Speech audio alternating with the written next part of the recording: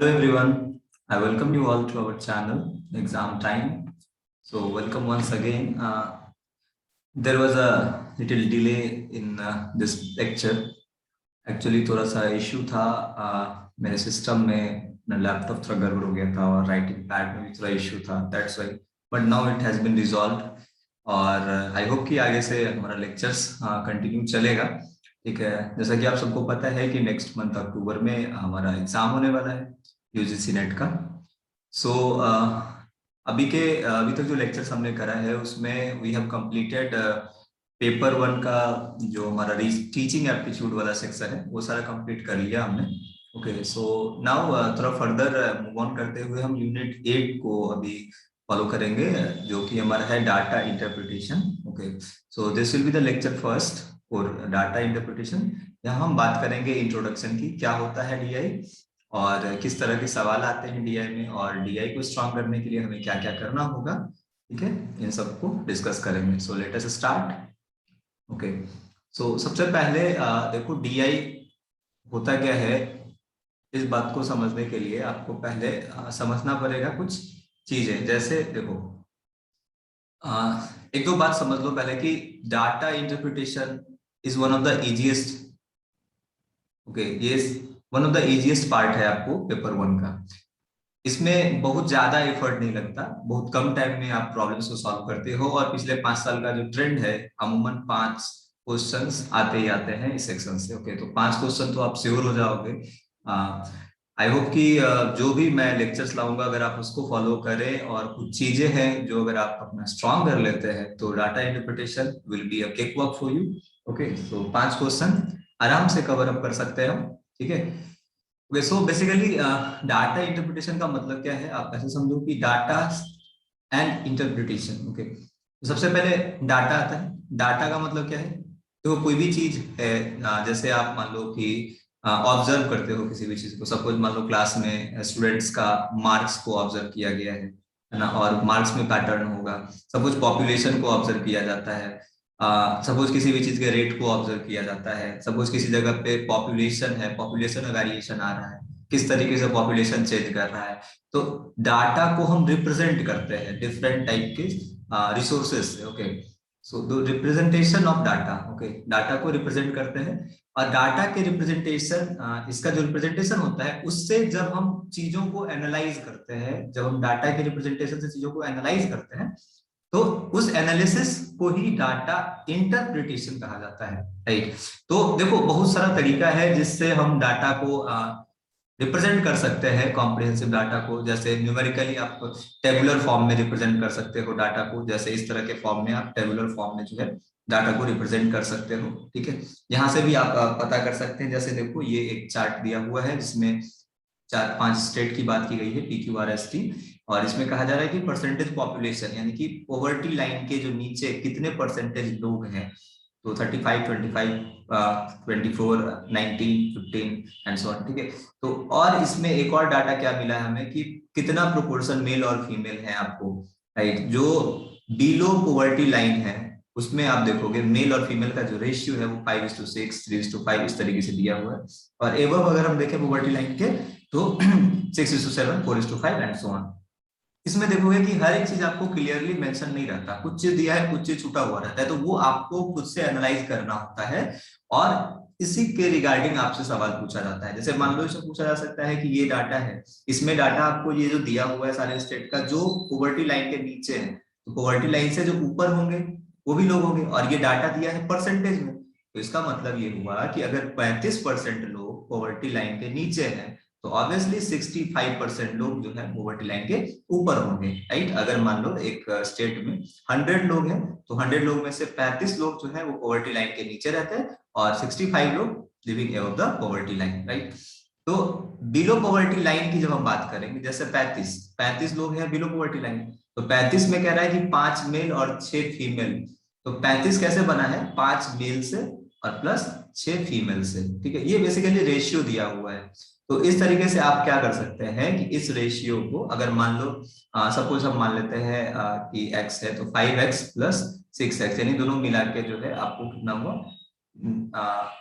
11x।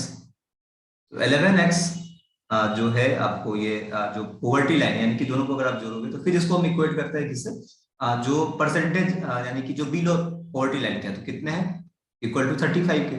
तो यहाँ पे हम क्या कर सकते हैं कि जो मेल है और जो फीमेल है वो हम प्रोपोर्शन निकाल सकते हैं कि अगर मान लो सपोज अगर 11 लोग होंगे तो 11 में से 5 और 6 यानी कि 5 लोग होंगे मेल और 6 लोग होंगे फीमेल। ठीक है, तो यहाँ पे रेशियो से समझाया हुआ है।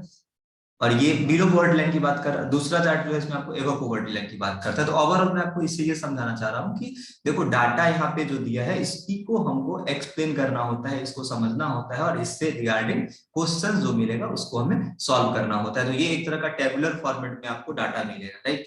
तो ये एक तरीके का रिप्रेजेंटेशन है और यहाँ से भी आप इंटरप्रेटेड करते हो और इससे सवाल आते हैं, तो इस तरह का चार्ट पूछा जाता है। दूसरा आप देखोगे कि आपको चार्ट जो मिलेगा वो बार ग्राफ के फॉर्म में मिलेगा। ठीक है, जैसे बार ग्राफ के फॉर्म में मिलता है। इसमें आप देखोगे कि जैसे किसी चीज का वेरिएशन दिखा रहा है कि world wide number of electric cars कितने हैं, ये ईयर्स है, suppose X year, Y year, Z year में, अलग अलग ईयर में किस तरीके से। यहाँ पे देख सकते हो कि आप बढ़ता जा रहा है डाटा। यहाँ से आप एक चीज रिप्रेजेंट कर जो इंटरप्रिटेट कर सकते हो इस डाटा से कि जो प्रोडक्शन है कार का वर्ल्ड वाइड वो बढ़ा है ग्रेजुअली, जैसे जैसे ईयर बढ़ा है प्रोडक्शन कार का बढ़ता है। तो यहाँ से आप सवाल ये पूछ सकते हैं कि सबसे ज्यादा मैक्सिमम प्रोडक्शन कहाँ हुआ, कौन से ईयर में हुआ, सबसे लिस्ट कहाँ था इस डाटा के अकॉर्डिंग, एवरेज क्या हो सकता है। पूछ सकता है कि मान लो ये सपोज लेटेस्ट ये 2005 है और ये 2009 है, तो 2005 और 2009 में कितना का डिफरेंस है, कितना परसेंटेज का चेंज है। तो यही सब सवाल पूछा जाता है।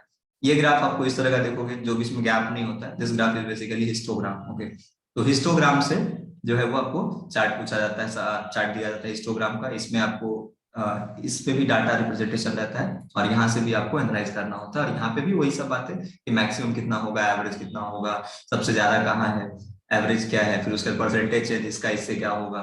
ठीक है, जो सबसे हाईएस्ट है सबसे लिस्ट है उसके बीच में परसेंटेज डिफरेंस कितना है। तो यही सब परसेंटेज पूछेंगे, रेशियो पूछते हैं इसमें। ठीक है, चेंज पूछते हैं, रेट ऑफ चेंज पूछते हैं, यही सब पूछते हैं। उसके बाद फिर आप देखोगे कि चार्ट के फॉर्म में दिया रहता है, पाई चार्ट के फॉर्म में। This is called pie chart. तो पाई चार्ट में बेसिकली क्या होता है कि आपको एक सर्कल के फॉर्मेट में सर्कल में दो पोर्शन आपको मिलेगा, दो चीज देखने के लिए मिलता है। एक तो आपका परसेंटेज को हम 100% को डिवाइड कर लेते हैं, उसके बाद फिर आपको इसमें डिग्री में भी डिवाइड कर सकते हैं, क्योंकि एक सर्कल को हम 360 डिग्री में डिवाइड कर सकते हैं, वही हम फर्दर समझेंगे।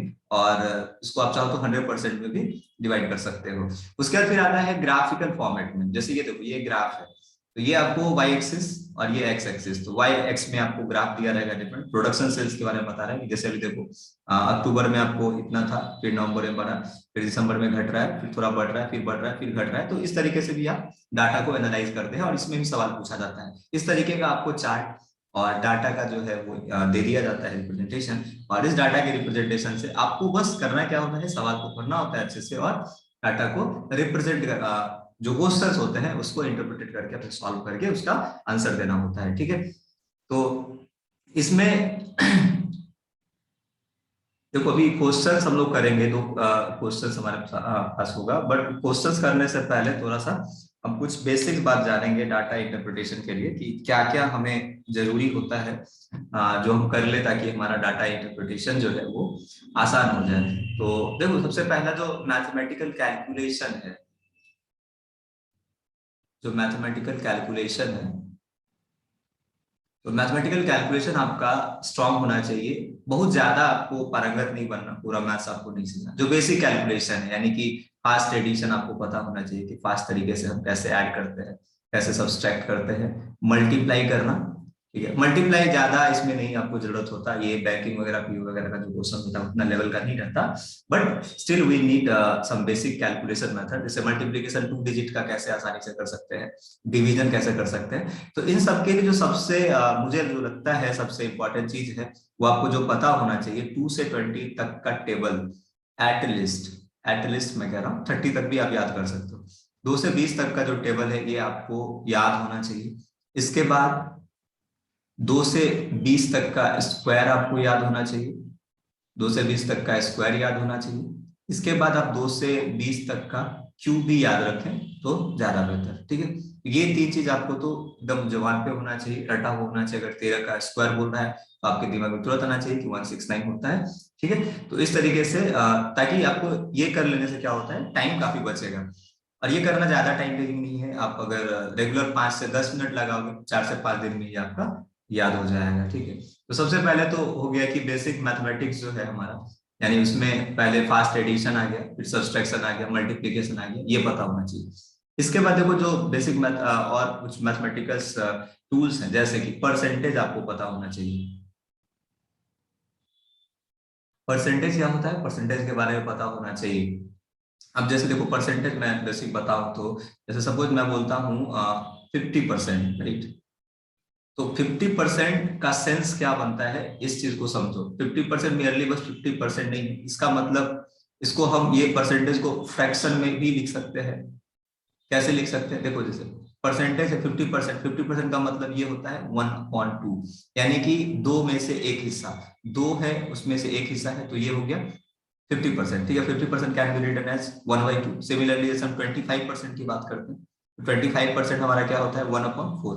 तो परसेंटेज से फ्रैक्शन में कन्वर्ट करने आना चाहिए, परसेंटेज से फ्रैक्शन में कन्वर्ट करने आना चाहिए। ये सिंपल तरीका होता है परसेंटेज से फ्रैक्शन में। आप कैसे कन्वर्ट करते हो, मान लो आपको x% दिया हुआ है और इसको आपको फ्रैक्शन में कन्वर्ट करना है, तो आपको बस इसको 100 से डिवाइड दे देना होता है। ठीक है, बट है क्या ना कि आपको अब ये करने के लिए बार बार डिवाइड करोगे फिर सॉल्व करोगे तब जाके निकलेगा। इससे अच्छा है कि कुछ सिलेक्टेड आपको लिस्ट मिलेंगे, जो मैं नेक्स्ट लेक्चर में शेयर कर दूंगा आपको। ठीक है, उसमें आपको क्लियरली बस उतना डाटा अगर आप रिमेम्बर भी कर लेते हैं तो it will be more fruitful. जैसे फॉर एग्जांपल के लिए मान लो मैं 20% की बात करता हूँ, तो 20% को हम कैसे कन्वर्ट करेंगे फ्रैक्शन में, तो 20/100। ठीक है, ये हो जाएगा हमारा 1/5। ठीक है, तो 20% बोले या 1/5 बोले, देखो यहाँ से चीज काफी आसान हो जाता है। ठीक है, जैसे 20% बोल रहे हैं, इससे आप क्या समझ सकते हो कि it is talking about 1/5। Okay, तो ये तो हो गया कि परसेंटेज आपको अच्छे से आना चाहिए। ठीक है, दूसरा फिर फ्रैक्शन से भी आपको, जैसे मान लो अगर दे दिया 2/10 दे दिया सपोज, और इसका परसेंटेज कैसे होगा, तो परसेंटेज निकालने के लिए कुछ नहीं करते, फ्रैक्शन को हम 100 से मल्टीप्लाई करते हैं तो परसेंटेज निकल जाता है। ठीक है, ये आपका 20% ही होगा, राइट। तो परसेंटेज से फ्रैक्शन और फ्रैक्शन से परसेंटेज ये पता होना चाहिए। ठीक है ना, परसेंटेज से फ्रैक्शन, फ्रैक्शन से परसेंटेज। चलो नेक्स्ट देखते हैं। नेक्स्ट जो है हमारा परसेंटेज के बाद, परसेंटेज इंपॉर्टेंट है, परसेंटेज के बाद आपको जो इंपॉर्टेंट चीज है वो है रेशियो एंड प्रोपोर्शन। ठीक है, तो रेशियो प्रोपोर्शन का कॉन्सेप्ट भी आपको आना चाहिए अच्छे से। ठीक है, रेशियो, रेशियो एंड प्रोपोर्शन। ठीक है, जैसे देखो मान लो बोला जाता है कि 10 लोग हैं, 10 लोग में मेल हैं और फीमेल हैं, तो मेल और फीमेल का रेशियो दिया हुआ है 2:, सपोज 2:, 2:4 का रेशियो दे दिया मान लो। ठीक है, 2:4 का रेशियो दे दिया, तो अब आपको पता करना है कि कितने मेल होंगे कितने फीमेल होंगे। ठीक है, तो इसको करने के लिए हम क्या करते हैं, देखो जैसे 2 और 4, मतलब अगर हम बात करें, अगर 6 टोटल लोग होंगे तो उसमें 2 लोग मेल होंगे और 4 लोग जो है आपके वो फीमेल होंगे, राइट। 4 लोग आपके फीमेल होंगे, बट हमारे पास लोग कितने हैं, 10 लोग हैं। अब 10 लोग में ही हमको ये डिसाइड करना है कि इस रेशियो के अकॉर्डिंग कितने लोग आएंगे और कितने फीमेल आएंगे। तो इसको कन्वर्ट करने के लिए हम सिंपल क्या करते हैं, एक x कांस्टेंट मान के 2x मान लिया टोटल फीमेल होगा, मेल होगा, और टोटल 4x हमारा फीमेल होगा। दोनों को जोड़ोगे तो ये 6x आ गया, और 6x इस टोटल वैल्यू के इक्वल है, तो 6x इज इक्वल टू 10। तो x is equal to what, 10/6। तो 10/6 is the value of x। तो अब क्या कर सकते हो, आप निकाल सकते हो टोटल मेल कितना हो जाएगा, 2 × 10/6, ये आपका टोटल मेल हो गया, और 4 × 10/6 करोगे तो ये आपका निकल जाएगा फीमेल, राइट। तो इस तरीके से रेशियो कन्वर्ट करने आपको आना चाहिए, बेसिक रेशियो से कैसे हम ये करते हैं। ठीक है, फिर रेशियो से परसेंटेज कैसे निकालते हैं, मान लो कि अगर ए और बी है दो चीज, ठीक है, ए और B suppose they are in ratio 2:5। Okay, 2:5 ratio में है, तो जैसे हम a/b इज इक्वल टू लिख सकते हैं 2/5। तो इसे पूछ सकता है कि ए बी का कितना परसेंट है, तो सिंपल आप इसको परसेंटेज में भी कन्वर्ट कर सकते हो। ठीक है, तो रेशियो आपको पता होना चाहिए अच्छे से, परसेंटेज पता होना चाहिए। इसके बाद जो बेसिक रिक्वायरमेंट है आपका वो होता है, ये देखो मेन ये फंडामेंटल यही दोनों चीज है। इसके बाद तो एप्लीकेशन का ही बात होता है, तो फिर प्रॉफिट लॉस का नॉलेज होना चाहिए, प्रॉफिट क्या होता है, लॉस क्या होता है, बेसिकली कॉमर्शियल मैथमेटिक्स। प्रॉफिट क्या होता है, लॉस क्या होता है। जैसे मान लो कि किसी भी चीज का सपोज दाम है, कॉस्ट प्राइस है CP 100, ठीक है, और इसको बेचा गया है 120 रुपए में। 100 रुपए का चीज है, 120 रुपए में बेचा गया, तो आपसे पूछा जाएगा कि प्रॉफिट कितना हुआ। तो profit is simple, SP minus CP। तो आप क्या करते हैं, 120 माइनस 100 करते हैं, तो आपका वैल्यू आता है 20।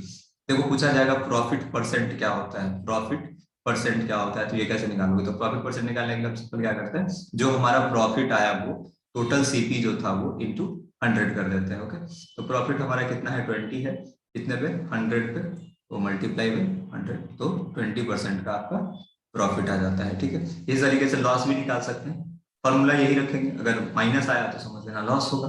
ठीक है, फिर प्रॉफिट परसेंटेज, लॉस परसेंटेज, ये सारा कुछ हो गया। इसके बाद फिर ये सब परसेंटेज से रिलेटेड ही है, आप देख सकते हो परसेंटेज रेशियो, इसी सबसे मिला के ये सारा एप्लीकेशन जो है वो बनता है। ठीक है, 1 सेकेंड।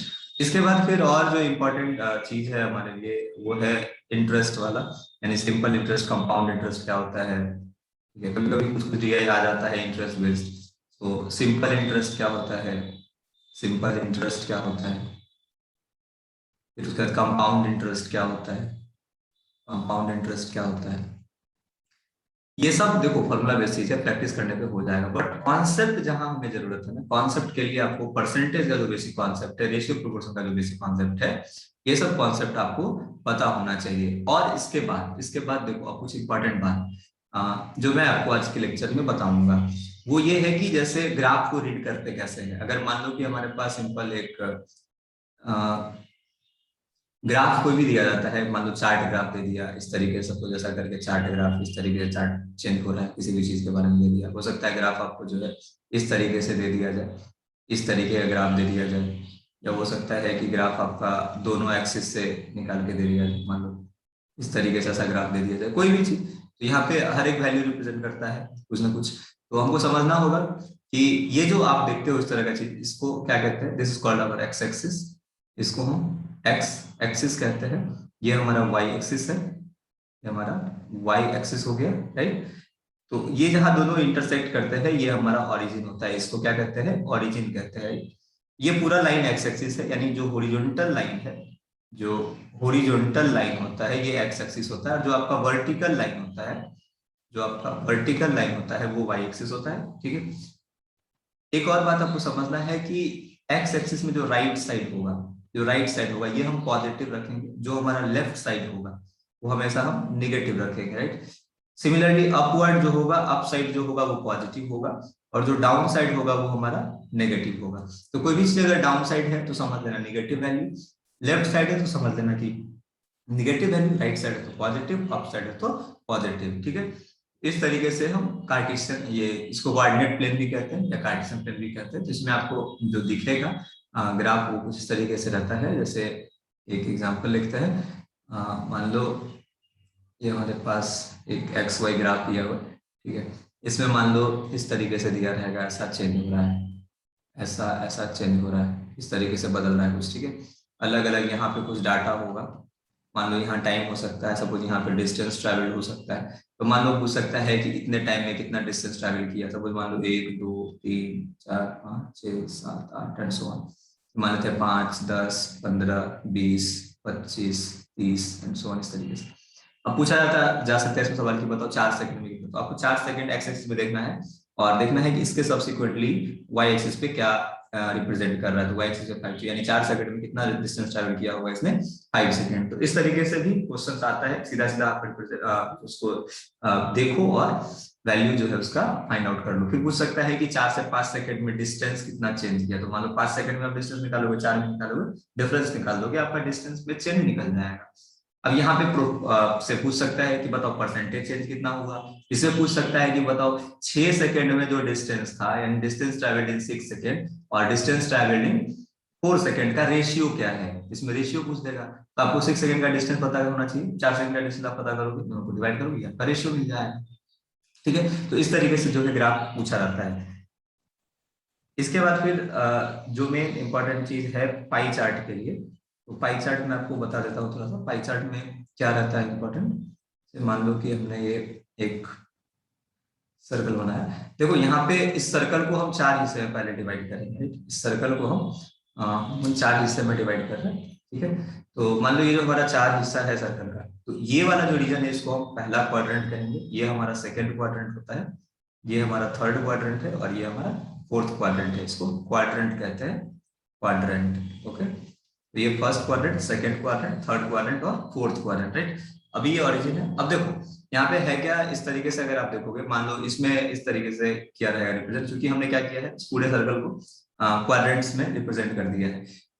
अब यहाँ से अगर हम एंगुलर कॉन्सेप्ट में देखें, एंगुलर कॉन्सेप्ट में ये हमारा यहाँ 0 डिग्री, ये हो जाता है 90 डिग्री, ये हो जाता है 180 डिग्री, ये हो जाता है हमारा 270 डिग्री, और ये फिर वापस से हो जाता है 360 डिग्री। यानी कि अगर हम एंटी क्लॉकवाइज एंगल को मेजर करें तो हमारा ये 0 से 360 डिग्री होता है। यानी कि एक सर्कल को जो है 360 डिग्री में डिवाइड करता है। और 360 डिग्री बराबर इसको रेडियन में 2 पाई रेडियन भी कहते हैं। ये आपका एंगुलर कॉन्सेप्ट हो गया। सी यानी इसके ऊपर पावर सी है, वो रेडियन कहलाता है। तो 360 डिग्री 2 पाई रेडियन, यानी 90 डिग्री को हम पाई बाई 2 रेडियन भी बोलते हैं, इस तरीके से, ठीक है। तो इसमें अब सवाल कैसे आ सकता है, अब जैसे देखो, अब इसमें 360 में अगर मान लो बना दिया, डिग्री के फॉर्म में बना दिया, कोई हो सकता है कि इस तरीके से इतना, ये सारा ये डाटा आपको अलग बताए, यहाँ बताते इतना डिग्री है, फिर आपको मान लो ये इतना बता दे, ये इतना बना दे, ये अलग अलग 4-5 चीज को रिप्रेजेंट कर रहा है, ये कुछ चीज को रिप्रेजेंट कर रहा है, ये पूरा कुछ चीज को रिप्रेजेंट कर रहा है, ठीक है। इस सर्कल में 5-6 चीजों को, 4-5 चीजों को, जितने भी चीजों को रिप्रेजेंट किया गया है। तो अब इसमें इस रिप्रेजेंटेशन से आपसे पूछ सकता है कि बताओ जो ये है, ये इससे कितना ज्यादा है, ये इसका कितना रेशियो, ये इसका कितना परसेंटेज है, ये कौन ज्यादा है, सबसे मैक्सिमम कितना है। इसमें हाँ एक और कॉन्सेप्ट होता है कि सेंट्रल एंगल कितना है। तो एंगल बेसिकली इस पर फॉर्मूले में तो एंगल आपको दिया ही रहता है। अब दूसरा इंपॉर्टेंट चीज इसमें क्या है कि ये आपको परसेंटेज फॉर्मेट में भी रहता है। अब परसेंटेज फॉर्मेट में कैसे रहता है, इस बात को समझो।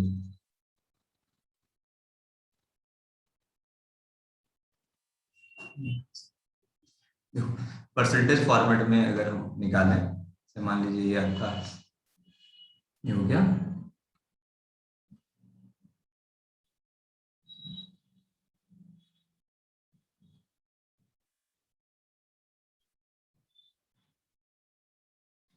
ओके। हाँ देखो, जैसे मान लो आपको दे देगा यहाँ से कि ये इस जगह से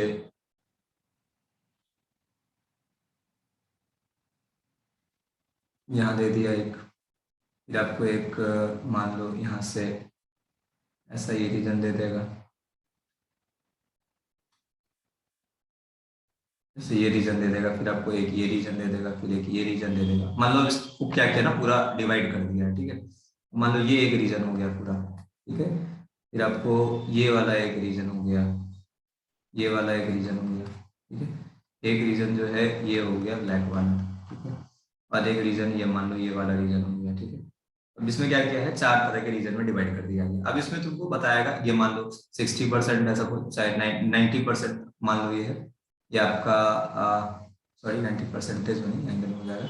इसको परसेंटेज में हम मान लो बोलेंगे, ये हमारा सपोज ये 30% है, ये मान लो बोलते हैं ये 40% है, ठीक है। ये आपका 20% है, और ये आपका 20% है, ठीक है। इसमें 4 चीजों को रिप्रेजेंट किया गया है, चारों का परसेंटेज वैल्यू दिया गया है कि ये मान लो सपोज हो सकता है, ये राइस हो सकता है, ये व्हीट हो सकता है, ये बार्ले हो सकता है, ये जूट हो सकता है, ये अलग अलग मान लो ग्रेन्स है, कुछ क्रॉप्स है जिसका प्रोडक्शन दिया गया कि जो प्रोडक्शन इस साल में हुआ। अब एक ऊपर में डाटा रहेगा आपको कि टोटल प्रोडक्शन हुआ 50,000 केजी, ठीक है।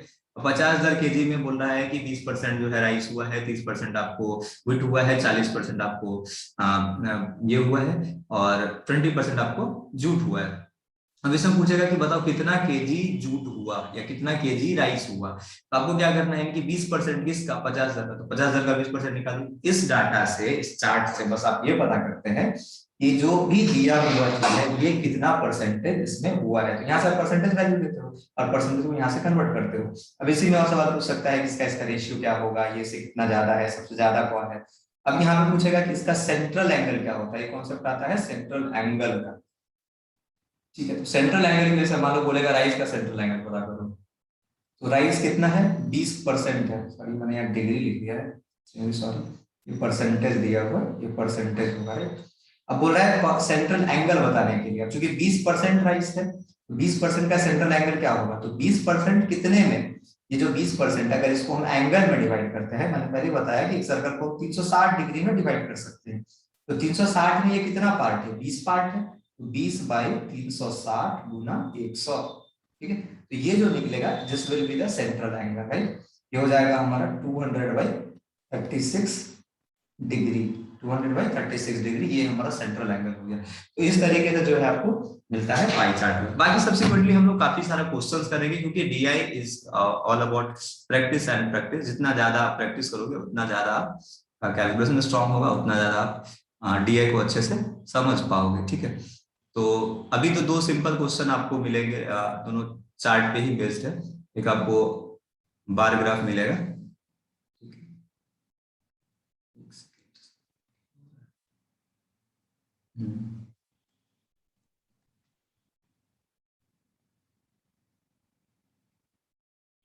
देखो। तो अभी एक सिंपल क्वेश्चन है बार ग्राफ के ऊपर, इसको हम देख लेते हैं। तो सबसे पहले डायरेक्शन दिया रहता है क्वेश्चन में कुछ कि ये जो डाटा आपको दिया हुआ है, ये डाटा किस बात का है डाटा। तो डाटा जस्ट इंट्रोडक्शन, डायरेक्शन क्या है। ये जो बिलो डाटा दिया गया है 1 से 5 तक का क्वेश्चन है, इसमें आपको डाटा है सेल्स ऑफ सेलुलर फोन के ऊपर। तो सेलुलर फोन का जो सेल्स हुआ है 2007 से 2012 में, उस डाटा को दर्शाया गया है, ठीक है। तो 2007, 8, 9, 10, 11, 12, ठीक है। देखो सबसे पहले ना आपका जो अटेंशन है वो डाटा पे ज्यादा होना चाहिए, और आप डाटे को एकदम अच्छे से देखो, एनालाइज करो चीजों को, और तुरंत ये समझो कि डाटा किस फॉर्मेट में है। अब यहाँ क्लियर है कि एक ईयर को जो है सेलुलर फोन्स के नंबर से रिप्रेजेंट किया गया है। जैसे 2007 में 48,000 दे दिया, 2008 में 40,000 दे दिया। अब देखो हो सकता है कई बार क्वेश्चन में कोई ये ना रहे, तो आपको यहाँ से ढूंढना पड़ेगा कि अच्छा ये 40 है, बीच में दे दिया तो ये 40 है, 50 है, यानी यहाँ 45 होना चाहिए। खैर ये आसान क्वेश्चन है, क्योंकि इसके ऊपर में आपको डाटा भी दे रहा है। तो 2007 में कितना है 48,000, 2008 में 40,000, 2009 में 30, 2010 में 25, 2011 में 18,000, 2012 में 40,000। तो अब ये डाटा आपको दिख रहा है। अब देखो इसमें क्वेश्चन कैसा पूछता है। पहला क्वेश्चन आपको आ रहा है कि what is the difference in the sales of cellular phone for the year 2007 and 2009। तो 2007 से 2009 के बीच क्या डिफरेंस है, यानी कि 48,000 और 30,000 का आपको डिफरेंस पता करना है। तो कुछ नहीं करना है इसमें, simple 48,000 minus 30,000, you will get 18,000। So our answer will be 18,000, right. तो ये तो सिंपल सब्सट्रैक्शन पे बेस्ड सवाल था। अब दूसरा क्वेश्चन क्या कह रहा है, देखो the 2 year between which the rate of change of cellular phone is minimum. अब इसमें 2 साल आपको ऐसा ढूंढना है जिसमें सेलुलर फोन मिनिमम होगा, यानी कि 2 साल इन दोनों का सम के बारे में बात कर रहा है, क्योंकि दो में मिनिमम मिनिमम तो किसी एक ही में होगा, बट इन दोनों में से 2007-8 का देख ले जल्दी से। देखो 2007-8 में प्रोडक्शन हुआ कितना, 2007-8 को अगर हम मिलाएं तो 48,000 और 40,000, इनको जोड़ोगे फटाफट तो ये आपका हो जाएगा 88,000, राइट। तो 2007 और 8 में टोटल प्रोडक्शन हुआ है 88,000 का। फिर 2009-10 में देख लें, अगर 9-10 की बात करें तो इट इज 55,000, इट इज 55,000। अब तीसरा ऑप्शन है बोथ एंड बी, दोनों तो नहीं हो सकता क्योंकि ये ज्यादा है ये कम है। 2011-12 का देख ले, 2011-12 में आपको 58,000, 2011-12 में 58,000 है। Now anyone can clearly observe that this data 55,000 is minimum, 55,000 is minimum, okay. So our answer will be 55,000, answer B, okay. So this is the answer. So next question क्या कह रहा है, देखो the sum of sales of cellular phones in the year 2009 and 2011 is equal to that is, मतलब 2009 और 11 में sales. तो 2009-11 का सेल्स पहले देख लेते हैं कितना होगा। 2009-11 का सेल्स हो जाएगा आपका 25,000 और 18,000, तो ये हो जाएगा आपका 43,000, ओके। 43,000 जो कह रहा है सेल्स जो है ये किसके बराबर है, किस ईयर हुआ है, आप देख लो ये चीज। एक सेकेंड, क्या कह रहा है 2009 और 11, सॉरी 9 और 11 की बात कर रहा है। हमने अलग जोड़ दिया। 2009 और 11 में देखो 2009 में कितना सेल्स है, 2009 में है 30,000 का, और 11 में है 18,000 का, राइट। So this is 48,000। तो 48,000 फटाफट देखो कहाँ है, तो क्लियरली 2007 में। तो ये एक बार देख के आप आंसर इसका निकाल सकते हो, 2007 जो है इसका इक्विवेलेंट सेल के बराबर है। फिर देखोगे नेक्स्ट क्वेश्चन जो है आपका, नेक्स्ट क्वेश्चन किस चीज के लिए कह रहा है। नेक्स्ट क्वेश्चन आपको कह रहा है कि परसेंटेज इंक्रीज निकालना। देखो निकालना कि परसेंटेज में पूछ सकते हैं क्वेश्चन। तो 11 से 12 में जो इंक्रीज हुआ है, परसेंटेज इंक्रीज कितना हुआ है, तो ये सिंपल निकाल सकते हो कैसे आप। 11 में सेल्स कितना था 18,000, तो 18,000 से बढ़ के कितना हो गया 40,000। तो ये जो चेंज है, पहले तो चेंज निकालो, पहले क्या निकालो, चेंज निकालो। चेंज कितना निकला, चेंज निकलेगा हमारा 22,000 का।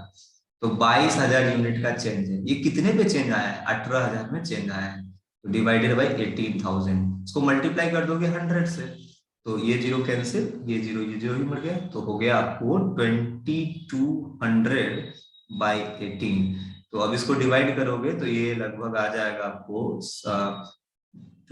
9 to 11, सो 1100 बाई 9, तो ये हो जाएगा 9 1 9, 2 29 2 18, 2 अगेन, तो 128% के आसपास। तो ये देखो अप्रोक्सीमेट जरूरी नहीं कि 28 पॉइंट समथिंग मेरा है आंसर, तो इसके आसपास आपको जो मिल रहा है, क्योंकि 128 आ रहा है तो 128 पॉइंट समथिंग आएगा, तो बट 128 इज मोस्ट एक्यूरेट, तो 128 में आप टिक मार के आगे बढ़ सकते हो। ठीक है, नाउ पूछ रहा है कि what is the average sales figure in all the years, तो सब सारे ईयर्स का एवरेज सेल कितना होगा, तो आपको पता करना है कि एवरेज सेल जो है वो कितना होगा। तो जल्दी से सारे को जोड़ो और नंबर ऑफ ईयर्स कितना है उसको डिवाइड कर दो, सिंपल है। नंबर ऑफ ईयर्स कितना है, 1 2 3 4 5 6, 3 3 6, तो 6 डिवाइड करेगा किसको, इसको 3 0 3 0 3 0 3 0 3 0, तो 3 0 इधर लिखो। इसके बाद आपको हो गया 8 5 13, 13 3 हो जाएगा आपको, 13 3 हो जाएगा 21, 13 सॉरी 18 ना, 8 यहाँ पे हो गया 13 और 8, हाँ ठीक है, 13 और 8 हो गया 21, carry 2, 6 7 9 10 14 and 18, so it is 1,81,000 total sales, right. 1,81,000 को हम डिवाइड करेंगे किससे, 6 से, तो वी विल गेट 6 3 18, उसके बाद फिर आपका आ जाएगा 6 1 6 10 4 40, 6 6 36, तो ये लगभग देखो 31,600 समथिंग आने वाला है। ठीक है, तो इसमें सबसे अप्रोक्सीमेट आंसर क्या दिख रहा है, 35,000 तो नहीं होना, 33,000 भी नहीं होना, 32,000 इज द मोस्ट एक्यूरेट, क्योंकि देखो 31,500 से ज्यादा है, तो ये 32 के अप्रोक्सीमेट हम ले सकते हैं, तो A will be our answer. Okay, so 32,000 हमारा इसका आंसर हो जाएगा। तो यहां से आप तो एक चीज क्लियरली समझ गए होंगे कि जो डीआई का क्वेश्चन होता है वो प्रैक्टिस करने से काफी आसान हो जाता है। सो कोई टेंशन नहीं लेना है, प्रैक्टिस हम लोग करेंगे, काफी सारे क्वेश्चन को प्रैक्टिस करेंगे। ठीक है, एक और क्वेश्चन इस सेशन में देख लेते हैं हम लोग। ठीक है, बाकी नेक्स्ट सेशन जो लाऊंगा उसमें काफी सारे क्वेश्चंस का जो है वो प्रैक्टिस, और बीच में अगर मुझे लगा ऐसा कि कुछ टॉपिक्स भी ये कराना है, तो आपको अगर लगे ऐसा कि नहीं कुछ टॉपिक्स का भी, आप जैसे एडिशन कैसे फास्ट करें, सब्सट्रैक्शन कैसे फास्ट करें, मल्टीप्लिकेशन या ये सब जो ट्रिक्स होता है उसके ऊपर भी अगर आपको चाहिए कि यार वीडियो आप बनाएं, वो भी मुझे देखना है, तो आप एक कमेंट आप छोड़ सकते हो इसी वीडियो में। तो अगर ऐसा कमेंट आता है तो आई विल ट्राई की एक वीडियो और उसके ऊपर बनाया जाए से। ठीक है, तो चलो नेक्स्ट क्वेश्चन देखते हैं। Study the bar graph given below, 6 से 10 तक क्वेश्चन है इसमें। आपको कह रहा है कि नंबर ऑफ स्टूडेंट जो पास किए हैं, नंबर ऑफ स्टूडेंट पास किए हैं यूनिवर्सिटीज में। ठीक है, दो तरह का यूनिवर्सिटी है, यूनिवर्सिटी ए है, यूनिवर्सिटी बी है। ठीक है, 2003 से 2008 में, तब देखो 3 4 डाटा यहाँ पे है, 2003 से लेकर आज तक, तो ईयर हो गया, यूनिवर्सिटी 2 हो गया, और नंबर ऑफ स्टूडेंट हो गया। तो 3 पार्ट, एक तो यूनिवर्सिटी वाला पार्ट, दूसरा ईयर वाला पार्ट, तीसरा स्टूडेंट वाला पार्ट। ठीक है, तो इसको ऑब्जर्व कर लेना है एक बार।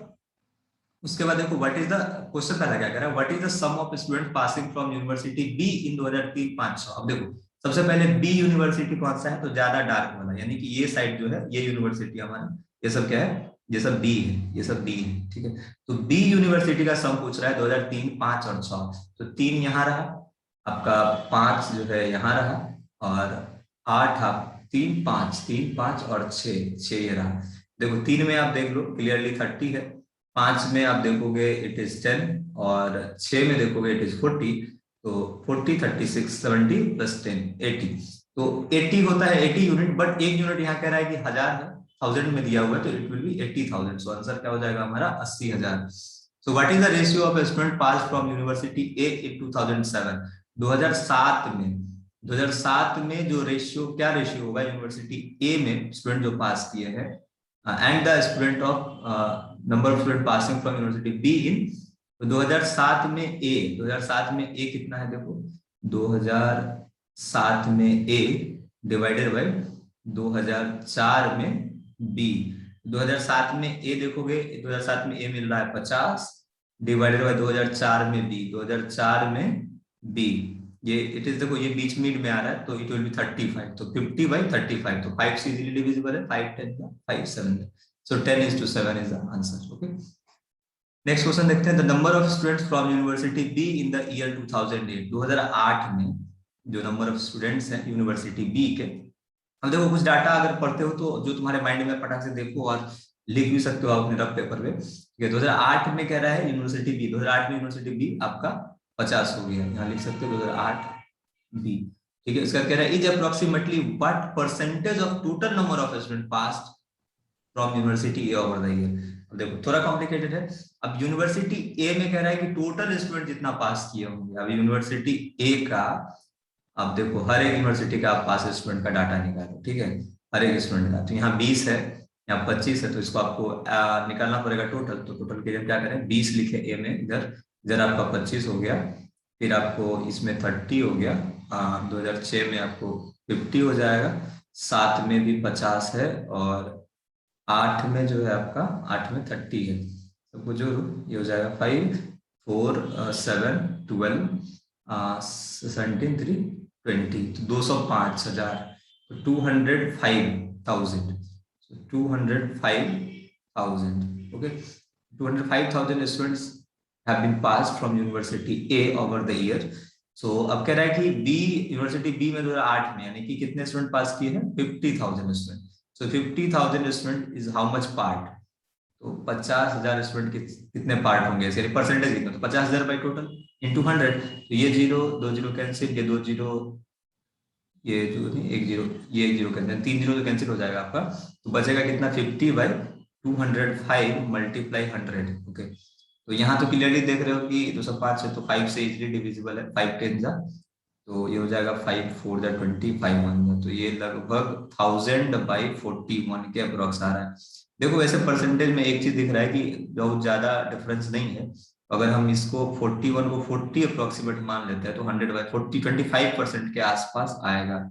बट इसमें आपको एक्यूरेट थोड़ा और देखना पड़ेगा, तो 1000 को आपको डिवाइड ही करना होगा 41 से, ये करोगे तो ये हो जाएगा 41 2 जा 82, 82 यानी कि 18 बचा, 18 180, इसमें से काट लेंगे तो 180, 41 को डिवाइड करोगे तो ये हो जाएगा 4 4 जा 160 के आसपास, तो 4 4 जा तो 24 के अराउंड आ रहा है। तो देखो 24 पॉइंट समथिंग आ गया, यानी कि इसमें जो आपको परसेंटेज आ रहा है, परसेंटेज आपका 20 है, 22 है, 28 है, 30 है, तो ये लगभग मुझे लग रहा है कि इसमें कैलकुलेशन एरर में भी हो सकता है। एक सेकेंड, 1000 को अगर हम 41 से डिवाइड करते हैं तो इट इज 24.34 समथिंग। एक बार फिर से जरूर देख लेते हैं, शायद एरर आया होगा, जोड़ने में एरर आया होगा। ठीक है, एक बार फिर से ऐड कर लेते हैं कि 2000, देखो तीसरा इसमें यूनिवर्सिटी बी जो है का 2008 में यूनिवर्सिटी बी तो 50 है, तो ये तो 50 रहेगा ऊपर। अब ये कह रहा है ये is approximately what percentage of total number of student pass from university A. A में टोटल स्टूडेंट जो पास किए होंगे उनका आपको परसेंटेज निकालना है, ये कितना परसेंट होगा उसका, तो ये हो जाएगा कितना 20 + 25, इसे लिखो 20 25 फिर 30, फिर से आपको यहाँ 50, फिर आपको 50 और यहाँ आपको 30, ये हो गया 5, ये हो गया 2 2 4 3 7 5 12 5 17 3 20, सही तो है। ये हो गया 205,000, ये हो गया 50,000, 50/205, ठीक है 50/205 ये आया, और इसका अप्रोक्सीमेट परसेंटेज निकालना है तो इसको मल्टीप्लाई कर दो 100 से, ये लगभग तो आ गया उतना ही, फिर से वही चीज 20, तो देखो अप्रोक्सीमेट इसमें कह रहा है तो 30 तक नहीं जाएंगे, तो इसे जो 24 से नजदीक हमको लग रहा है तो 28 के आसपास हमारा अप्रोक्सीमेट वैल्यू पूछ रहा था, अप्रोक्सीमेट वैल्यू हम यहाँ पे 28 को ले सकते हैं। ठीक है, क्योंकि ऐसा एग्जाम में आपको एग्जैक्टली इतना नहीं आएगा इस तरीके से क्वेश्चन में थोड़ा सा मुझे लग रहा है कि वो है। ठीक है, चलो नेक्स्ट क्वेश्चन देखते हैं। So next question is what is the ratio between the number of students passed in the year 2007, 2008 and 2005 from University A? University A से 2007-8 और 5 का रेशियो पूछ रहा है। तो 7 ये रहा, उसके बाद 8 ये रहा, उसके बाद आपको लास्ट में 5, तो 5 ये रहा। तो देखो पहले 7 का लिखो, 7 में कितना है आपको 50 है, इज टू 8 में कितना है, 8 में आपका 30 इज टू, और 5 में कितना है 30। ओके, ये 0 ये 0 तो कैंसिल हो जाएगा, 5 इज टू 3 इज टू 3। ठीक है, तो ये आपका answer B, 5 is to 3 is to 3। ठीक है, नेक्स्ट क्वेश्चन देख लो, what is the difference between the total number of student pass from both the universities together in 2007? What is the difference between the total number of student pass from both the university together in 2007 and the total number of students passed from both the university together in 2005? 2005 और 2007, 2005 और 2007। 7 में दोनों को जोड़ोगे तो 50 और 60 कितना होता है, 50 60 हो जाएगा 110। और इधर आपका 5 और 5 में देखो ए बी में तो ये 30 प्लस 10 तो 40, तो 110 और 40 का डिफरेंस कितना होगा, ऑब्वियसली 70,000 का डिफरेंस आएगा, तो 70,000 is the answer. So guys this is the end of this lecture. Actually ये क्वेश्चंस हमने किए और आपको एक बेसिक आइडिया जो है वो मिल पाया होगा कि DI में क्वेश्चंस कैसे होते हैं और कैसे सॉल्व करना है। ठीक है, तो इट इज फंडामेंटली आपको कि कितना प्रैक्टिस आप करते हो इस बात पर डिपेंड करता है, प्रैक्टिस और जो बेसिक चीज है जो मैंने बताया पहले, इसके ऊपर आपका जो कमांड है वो अच्छा होना चाहिए। ठीक है, चलो और फर्दर और हम लोग काफी सारे क्वेश्चंस को ट्राई करेंगे। ठीक है, तब तक के लिए आप जो चीजें हैं उनको कंप्लीट करें, जैसे परसेंटेज को अच्छे से पढ़ें, ठीक है, रेशियो प्रोपोर्शन करें, कैलकुलेशन के ऊपर काम करें, और सबसे इंपॉर्टेंट टेबल 2 से 20 तक स्क्वायर याद होना चाहिए आपको। थोड़ा एडिशन वगैरह का भी प्रैक्टिस करो फास्ट फास्ट, तो अच्छे से आप DI को सॉल्व कर पाएंगे। ठीक है, चलो thanks for watching this lecture, god bless you and finally be happy and keep smiling. Bye bye, take care.